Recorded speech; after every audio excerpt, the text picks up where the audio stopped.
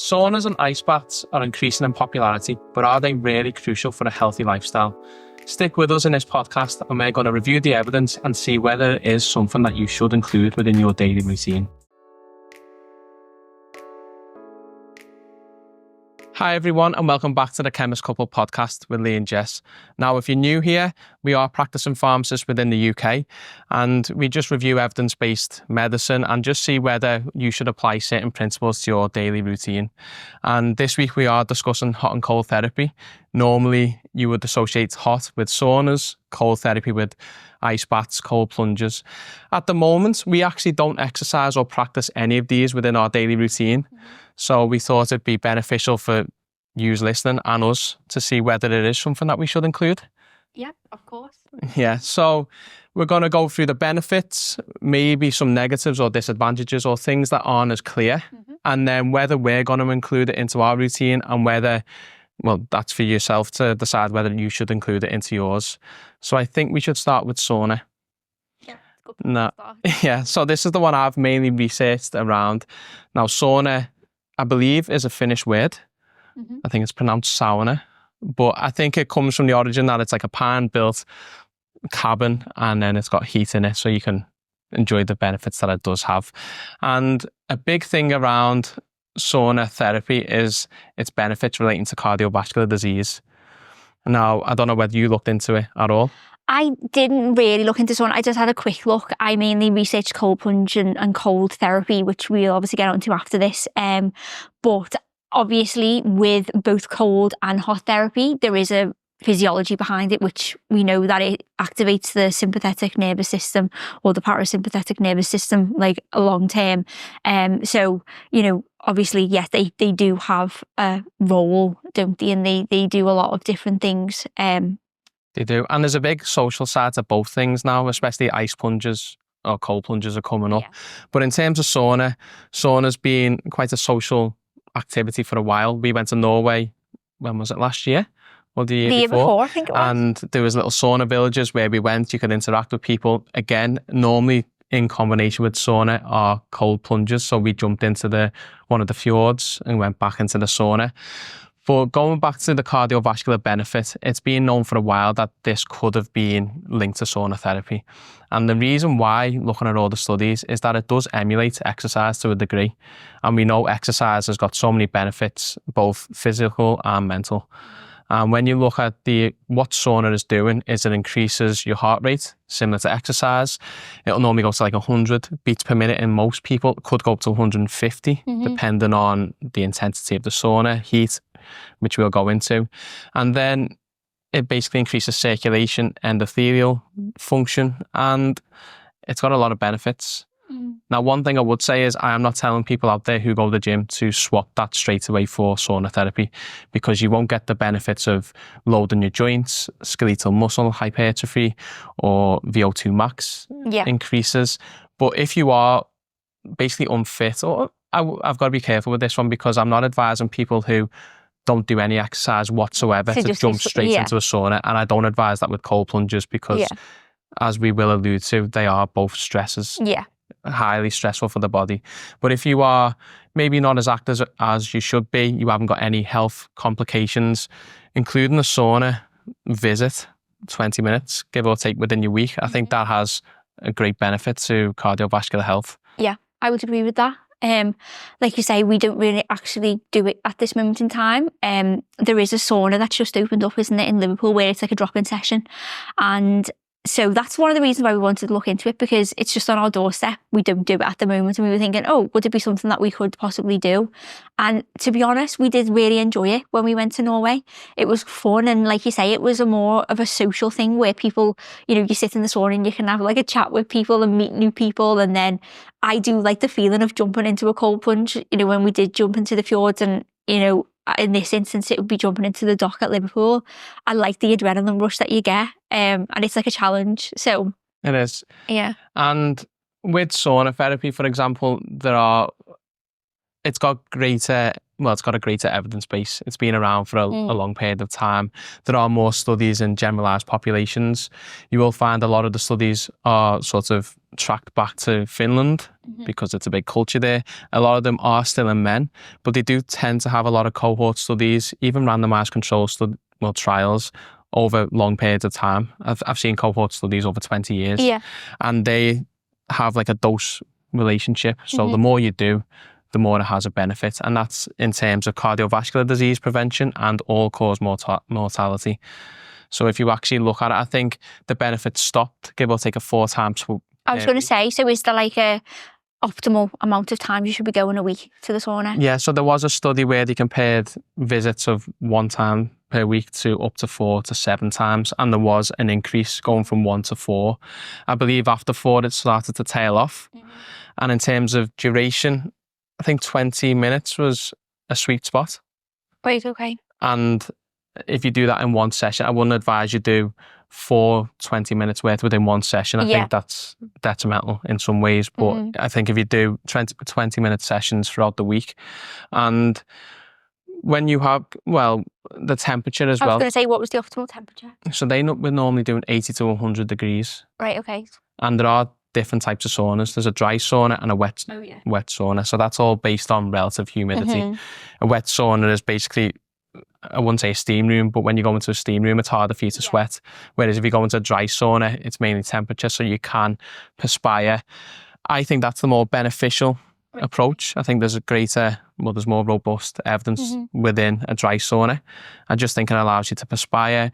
It doesn't bring the complications of overheating as much. I just want to interrupt this video to just say thank you to everyone now who's already subscribed and liked to this channel. If you haven't, then please do so, as it really helps us.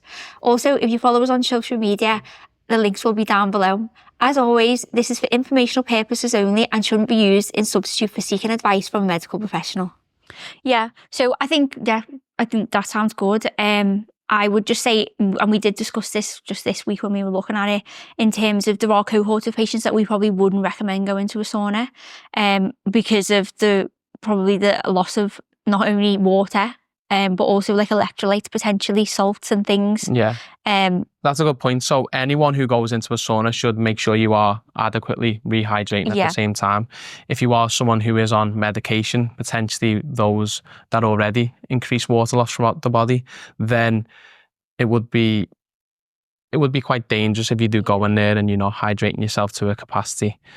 Now, there are studies done in those patients who have cardiovascular disease, and they have had beneficial outcomes. But if anyone does have any underlying or family history and you would like to get it checked out, I would advise going to see a GP, or if you're under a cardiologist, see them first, because like we said, it's going to increase water loss, it's going to increase your heart rate, cardiac output. These are all beneficial in the long term if you are a healthy person. But if you go into it straight away and you've already got an impaired cardiac function, it could be detrimental. Yeah, I think I'd seen recently in the news, I didn't read into it, but there was a woman who actually had a heart attack after she'd been in the sauna. So maybe she had an underlying heart condition, like we're saying. And I did read into them as well. And a lot of people do tend to drink alcohol at the same time, which, as we know, dehydrates you anyway. So having that with excessive sweating is not going to be a good remedy. Yeah, I think it does say, usually, doesn't it, whenever you go to these places, it'll have like a rules and regulations, and I think I have seen it before where it'll say do not drink alcohol when you're actually in these places, or don't do it if you're pregnant or if you've got an underlying heart condition. But like I say, you can't obviously tell people to do everything, you can't. It's up to them, isn't it? But so aside from cardiovascular disease, I touched upon a few other areas. So growth hormone. There was studies back from 1986, which I looked into, where they had, I believe it was 1 sauna visit a week.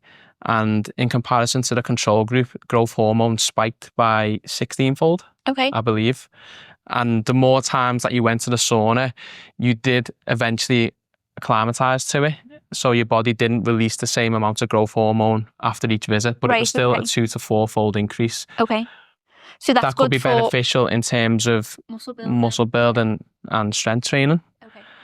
But there are quite a few other functions that are related to sauna. So there's this idea called Hormesis, which I sort of discussed with you before. I think this also applies to cold therapy as well. So it does. So it's the idea of introducing small stresses to the body. You will adapt over time if it's done in a controlled environment and way, and that could lead to beneficial outcomes. So with sauna, heat and cold, I will touch upon this now, is a big stress to the body, because if you actually look at the body, we want to maintain a lot of functions. That could be blood pressure, temperature control, glucose within a set limit. And homeostasis, isn't it? Yeah. What was you going to say? No, I was just going to say, and it's important to maintain it at a certain temperature due to enzyme reaction. Sorry, were you going to say? No, exactly, It's good that, in case I forgot, but in terms of proteins within the body, they are amino acids, as everyone knows who goes to the gym. You drink branched chain amino acids and supplements that getting questionable, another thing. Once them amino acids form into proteins, they are 3D structures which are very exact. One slight conformational change completely denatures the protein, which means that it's ineffective. Now, when you expose the body to heat, that could potentially denature a protein. So then the body sends out these things called heat shock proteins.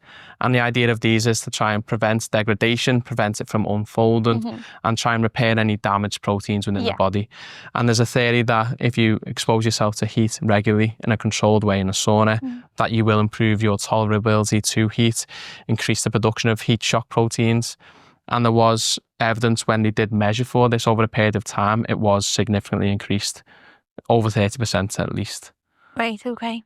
So then you are preparing your body again for more stressful things in the future. Yeah, I think when I was looking at the cold therapy, for instance, it was saying about in today's society, we don't really expose ourselves to a lot of stresses in terms of, everything's very comfortable. So we live in houses that are heated. We have blankets when we go to bed. We have a hot shower in the morning, a hot bath. And the inverse, we have aircon in hot countries, not in England. And so we're very comfortable in everything that we do. And so we don't really expose ourselves to really high stressful situations. So when we do come into contact, say we've had a bad day at work, we're not able to mitigate that stress as well, because we don't expose ourselves to enough stresses to sort of build up this resilience. So that was one of the... That's a good point. One of the benefits of cold therapy that I found was this building up of resilience to stressful situations, so that you can deal with the mundane things in a better way, in the future, which I thought was quite interesting. It is. And it makes sense. Going back to saunas, what would you do? Listen to what I've said, because it's going off my words to an extent. What would you do? Would you include it into your daily routine? Yeah, I think you're probably going to say the same as me. At this moment in time, I definitely would, because I eat quite well. Like, we eat very nutritious food, and we also exercise 5, 6, 7 times a week sometimes. So I've sort of optimized that for now. And so I think adding in sauna would be the next step for me. I think if people are sort of toying between something that they want to incorporate, I would definitely say exercise first over sauna. Just because although sauna has obviously got a lot of health benefits, exercise has the same and then more. Yeah, I think exercise is probably the most potent factor that you can influence in your whole lifestyle. So I think if you want to incorporate something into your routine, it would definitely be exercise first. And then if you feel like you've optimized that, then include sauna. And that's why I think sauna is a bit more difficult than cold therapy, because we would have to expend money. Because that's a good point. Yeah, with cold therapy, you can just get a cold shower, and that is what, like we'll get onto, is sufficient enough to sort of get the benefits of it. Whereas sauna, you would have to go to a specific place that has you could have a hot bath. Yeah, you do that, don't you? I mean, I had one before this, and I'm absolutely roasting wearing a jumper, but I do try that. Yeah. But yeah, I'd say in the UK, maybe the US as well, in terms of its access. So normally you've got to go to a gym. It's normally a high-end gym which has a high monthly fee. If not, and you're lucky enough, it's about paying for it to be in your house. It could be a couple of £1,000. Yeah. So it is access. Yeah, exactly. But then in the Scandi countries, you are looking at a greater culture, so you've probably got a greater access to it. I think honestly, like I was saying before, in terms of the fact that Liverpool's got this sauna now, I think it's the first one in the UK. And I think sauna, cold therapy has become popular over the last couple of years, so we may see them popping up everywhere, and so it may be easier to gain access, because I think within the one in Liverpool, it's called Wild Sauna. I think it's about £10 for like a drop-in session, but I think the session may be like an hour and a half, which is quite a long time really. And it's not obviously, yes, it's, you know, if you went once a month, it's, you know, not too detrimental. If you want to go, like we would recommend for 3-4 times a week. Yeah. It's a lot of money for both of us as well. But you know, even if you could just incorporate it once and then maybe just do cold therapy, you know, regularly, because we'll get on to, you know, they have very similar benefits. Maybe, you know, sauna does have better benefits on your cardiovascular system. But like I say, I wouldn't, if I was a person who wanted to incorporate something, I would do exercise anyway first. And so you hopefully are sort of combating the cardiovascular risk with that. Sauna's just an add-on thing. I mean, I agree with you. I think it's something I would like to add in. I think it's something that I could optimize further. And from what I've read, it seems beneficial for me. I don't have any health inequalities to stop me from going to a sauna. So it's definitely something I'd like to include. But even going once a week, like we've alluded to, still gives you great benefits over the control who hasn't went at all. Yeah. Obviously, if you have the capability to go more times a week, up to 4, give or take, that is beneficial. But if you can go once, it is better than not going at all. Yeah.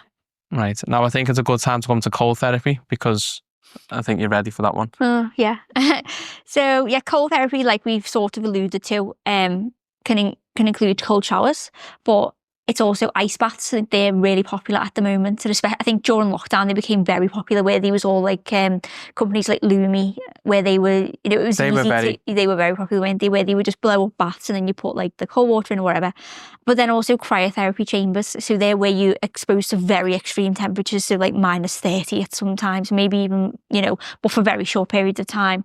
So cold therapy is basically exposing your body to very cold temperatures for short periods of time to induce a response. So it's actually been around for a long, long time. So the actual earliest documentation that we've got of cold therapy was 3,500 BCE. So it's like 5,000 years ago. And it was documented in the earliest medical book that we've got. I think it's called like Edwin Smith Papyrus or something. Okay. But anyway, so we have been doing this like activity for a very long time. The reasons for it were the fact that I think it was thought to invigorate the soul. So like years ago, that's what they thought. They also used snow to stem bleeding. I think we still do that now. You know, if you are bleeding, we can use ice packs, can't we, to sort of, you know, cause vasoconstriction of your vessels to stem bleeding. And then also, you've probably heard that your mum has said if you've banged your head or something, go and grab, you know, some peas from the freezer and put it on. Yeah, rice, isn't it? Rest, ice, compress, elevate. Is it? Yeah. So obviously to reduce inflammation. So that is one of the main benefits of cold therapy, is this reduction in inflammation. So I looked at it firstly in the sense of, okay, well, a lot of people who use cold therapy use athletes and one of the main people, and people who go to the gym. So we know now that you've got so many of these gyms popping up where they've got cold therapy for recovery. So I looked at it from that aspect.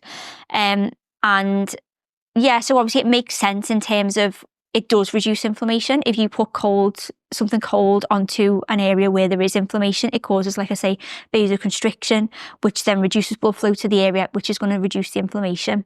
In terms of recovery, the thought process behind that is that once you then get out of the cold therapy, you then warm up, it then causes vasodilation, and then it brings oxygen and nutrients to the site of where the inflammation was to then aid recovery.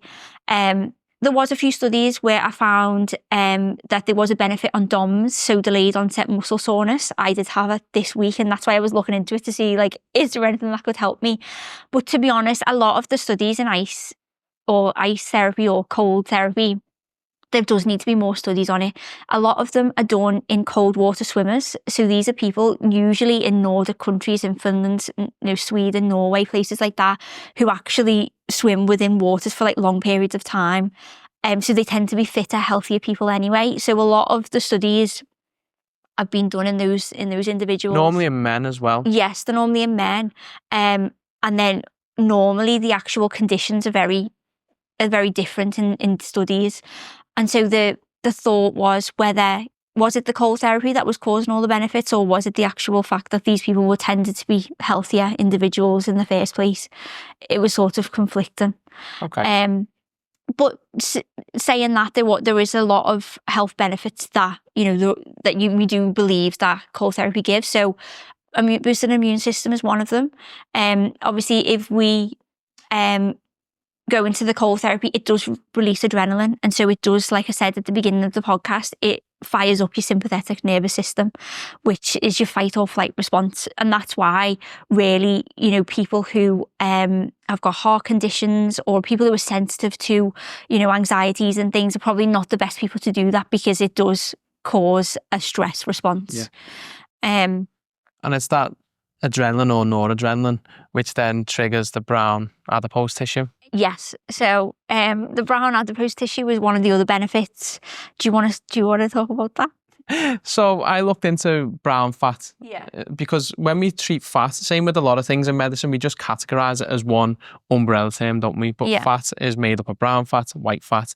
White fat is general adipose tissue that we normally talk about and associate with ill health. Brown fat is something that it's normally confined to the central part of normally your neck area, isn't it? Yeah, your neck, your back and your shoulders, Yeah, and the idea behind it is that it's highly metabolic. So it's brown because I believe it's got a high concentration of mitochondria, which anyone will sort of slightly know where they're the power houses of each cell. And I believe that we're born with it, so that when we're young, your skeletal muscle is very low, so that when you require heat, this is metabolically active. It will utilize fatty acids, glucose, whatever nutrients it can to then generate heat. As with anything, it declines with age. So they believe around 30, 40 years old, it starts to decline. I said to you before, at this point, we will have had hopefully a bit of skeletal muscle to combat any inadequacy of brown fat. But it is still an essential thing to maybe maintain. And like you alluded to earlier, which I'm going to ask you about, is that we are very comfortable. Most of us are anyway, especially in a Western country, you're very comfortable. You wake up, nice heating. There is no stresses to your body. There's no need for your body to elucidate a response. So what happens when we don't elicit a response? In terms of we don't have a cold exposure, what happens to that brown fat? So it just decreases over time. Just because, and I think we were discussing this before in terms of why does it decrease over time. So mainly probably because we're not stimulating it, so we don't actually need it. We're not stressing our body in terms of hot or cold to actually need to produce or to make thermogenesis, or make it. What's the word I'm trying to look for? To induce thermogenesis, Okay. So that potentially is why. We also said that if we look back evolutionary, we've never lived past the age of 50. That was like the oldest that we'd ever lived to when we were looking before. And that was in the 1950s. The average life expectancy was 48, was it?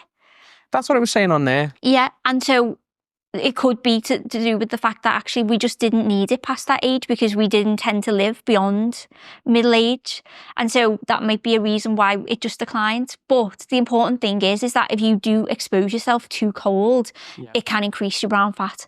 Okay. And so obviously that is beneficial, because we know that people who have metabolic disease, people who have obesity and other long-term chronic health conditions have decreased levels of brown fat.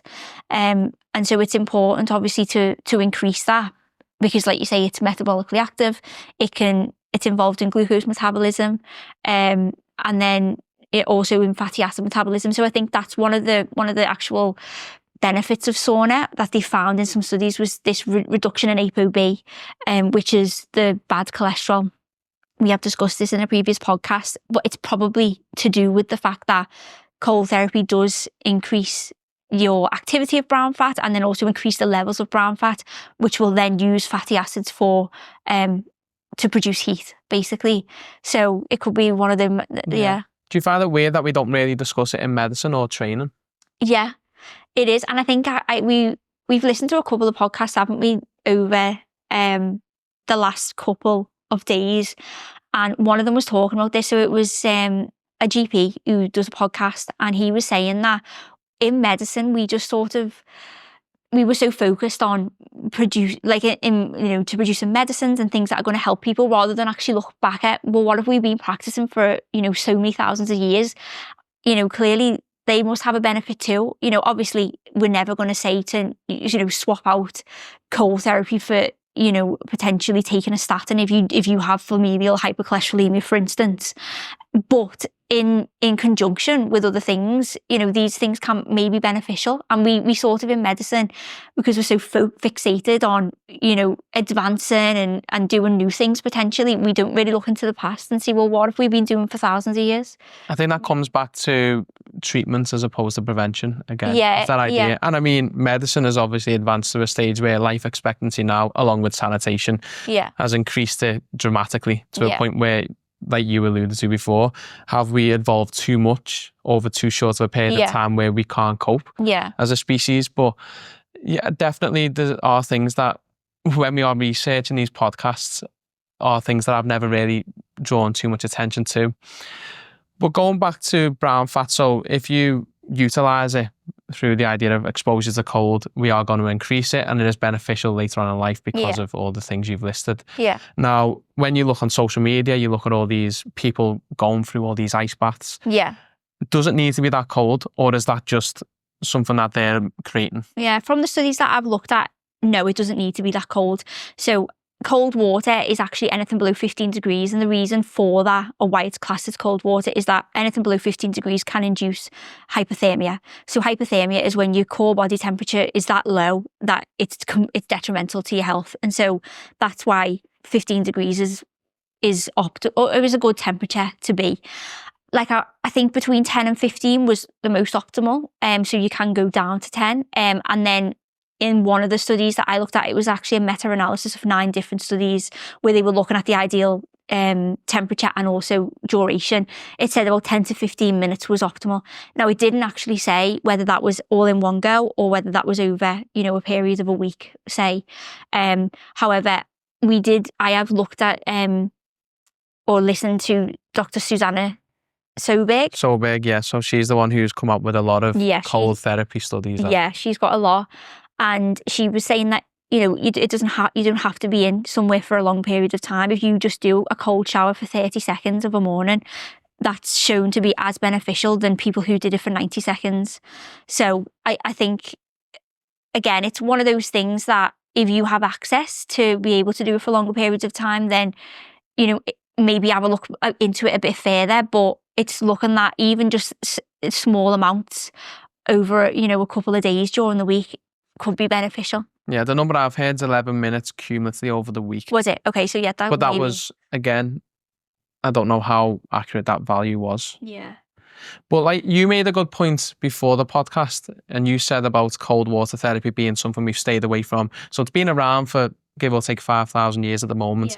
But give or take, well, what happened with the Titanic? When was that? 1912. Yeah. A lot of people tragically lost their lives in cold water. Yeah. Cold water has higher propensity to causing death as opposed to heat. Yeah.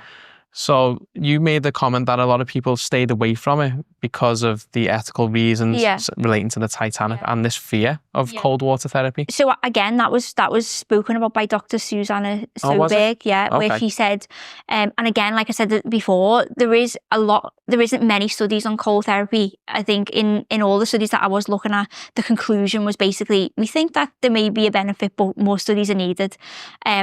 And like I say, in the early 19th century, or no, is it the 20th century? Is that? Anyway, and whenever the Titanic sank, there was a stigma around cold water. Like obviously a lot of people tragically lost their lives. And so scientists just didn't really want to touch it as an area of being beneficial to our health. So it wasn't really until I was looking, actually trying to find when the first studies were done. I couldn't.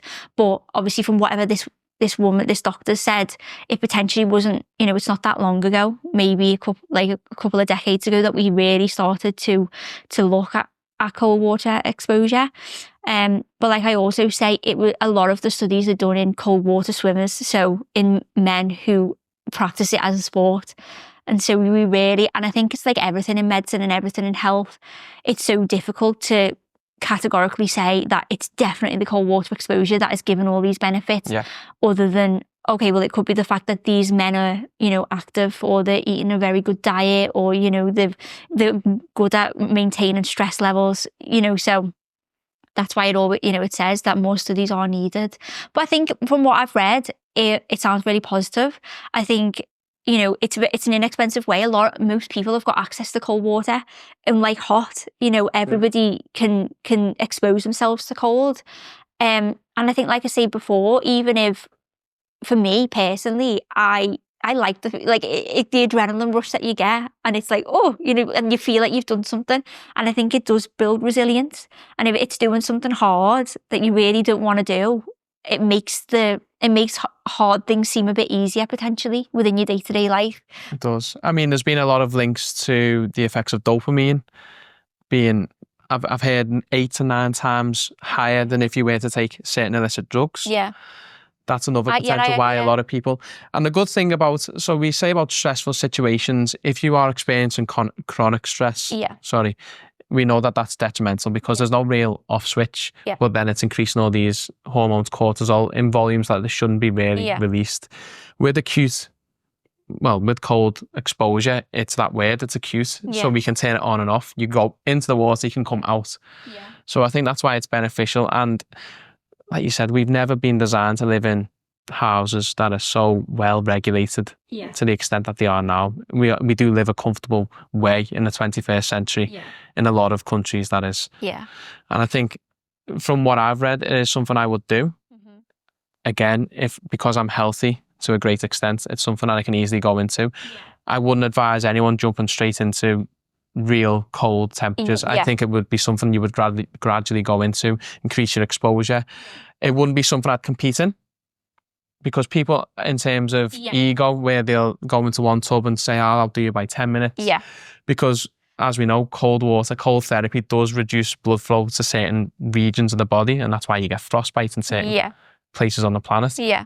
I'm not saying you will get frostbite if you do this, but it's definitely linked in the same mechanism. Yeah, I think also when you were just saying in terms of you wouldn't go straight into it, you can get something called cold shock, which affects your cardio and your respiratory system, where your heart rate just flies through the roof, your blood pressure increases, and then you can't get enough oxygen to your lungs. And so it is like, you can die from it. And I think that's probably one of the ways that you get hypothermia. And again, people have died from hypothermia. So I definitely wouldn't recommend either people going in and doing, a really cold temperature, 15 degrees. I think I was looking, and I think your tap usually is about, about 10. Oh, is it? Yeah. So, and that's quite cold. That's very cold. Yeah. So it is still cold water, but it just doesn't have to be, 0 degrees with ice in it or whatever, I think it takes more a tougher mentality to turn a shower to cold than getting into an ice bath. Yeah. Because you're getting into an ice bath, that's fine. I've already prepared myself for that. Yeah. But going from a hot shower to a cold shower, I think that's just another game. Yeah. It's a completely different level, even though it's not as cold. I think I am going to try and do it. So after this now, I'm going to try and have a cold shower for 30 seconds 3 times a week and see if I do feel any benefit from it. Like you were saying before with cortisol levels as well, so initially it will increase your cortisol level, because you do get this spike in your cortisol, but studies show that if you expose yourself to more and more cold, the spike becomes less, and so you're not spiking it as much, and then your cortisol level actually drops overall. So your level of stress that you've got decreases. So does that benefit as well? Yeah. I mean, cold and hot therapy, like you alluded to at the very beginning, people just think it's a social thing or something fun to do, but actually when we went into the research, there's more depth to it than what meets the eye. Yeah, I think we thought this was going to be sort of a fairly easy podcast to do, and then when we actually looked at it, it's probably been one of the hardest, because there is so much about it, because obviously it is activating almost every single system within your body. Your autonomic nervous system is involved in everything, and so the actual cascade of events that happens when you expose yourself to these temperatures is a lot. And like I say, if anybody has any specific questions about anything that we're discussing and they want us to go into more detail, potentially, what happens when your cortisol levels spike, or how does that happen, then let us know, and we will look into it. It's just that, to be honest, there was just so much that we couldn't physically look into everything, because there was so many studies that we looked into. I think sauna's got a greater evidence base, like I said before. Cold water therapy has less. It's more mainly in males. And I'd be interested to see, if they were to run studies now, how the social aspect would impact subjectivity.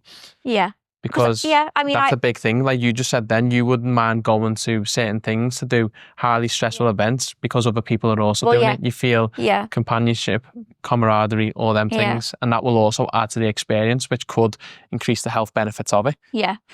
I know, and every time that we have done a cold, or I've done a cold plunge or a cold, whatever, it's been usually when I've been on a retreat, or I've been in the gym and I've been with other people and everyone's doing it. And I'm like, well, if everyone's doing it, I have to do it. And the reward is 10 times because everyone's achieving it at the same time.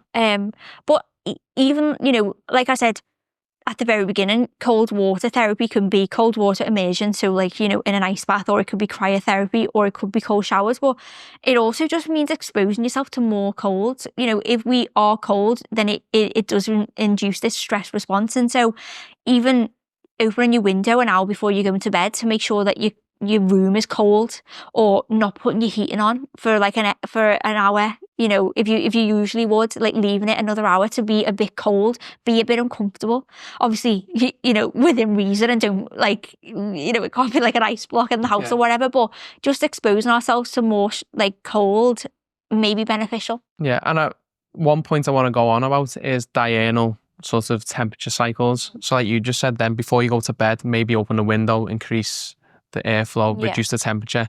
That's important when you are doing these type of therapies as well. So in terms of cold therapy, I would advise in the morning, from what I've read, because externally you are cold, but internally your body is trying to warm up, and the vice versa for sauna. Externally you're hot, your body wants to cool down.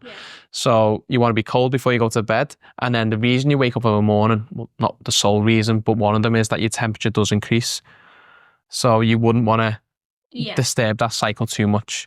But comes with hot and cold therapy potentially a myriad of benefits: improved sleep, greater relationships with people, greater physical health. Saunas have sort of improved your exercise capability at the same time. So there are so many benefits of this potentially passive form of intervention. It is passive, apart from the mental aspect of getting into something. And I think sauna definitely doesn't have the same toughness or mental capacity required as opposed to cold therapy exposure. Well, I think we just don't like the cold, do we? That's like, the cold is a lot more of a stress on our body, and that's why I was going to come on to, not everybody can do cold therapy, and so especially if you have an underlying heart condition, definitely speak to a medical professional before you participate in anything like that. I'd also say diabetes, because potentially poor blood flow anyway. You don't want to exacerbate that further by restricting it to certain limbs. And also people with maybe thyroid issues, because we know that people who have hypothyroidism and hypothyroidism are intolerant to the cold. More so hypo, isn't it? But I think it can be in both. But you'd be exercising caution on both sides of therapy, wouldn't you? So there are cohorts of patients, and so if you do have any underlying health condition, I would definitely ask before you do it. But I think a good place to end is what we are going to be doing going forward. So with sauna, I would like to include it. Whether I do or not is limited to access, basically. I think that's the biggest thing. It's not that I'm against it. If anyone does have access to doing it, and it is safe to do so, go ahead. I think that's the best thing. Cold water therapy, like you've alluded to, we have got access to it. We've got a cold shower. Will I be doing it? I don't know. I think you put yourself through enough in a day in other areas. I think 30 seconds is it's not too long, and I think 3 times a week, it's a minute and a half out of your whole week. It's not that long.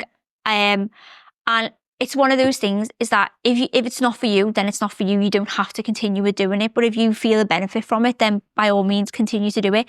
Like we say, there's other ways that you can go about doing it. So it could just be having your room colder at night, or going out for a walk with, I'm not going to say that because I don't want anyone to get hypothermia, but just exposing yourself to a bit more cold Because as humans, we are supposed to be, we're supposed to put ourselves in those situations. We're not supposed to be really, really comfortable all of the time.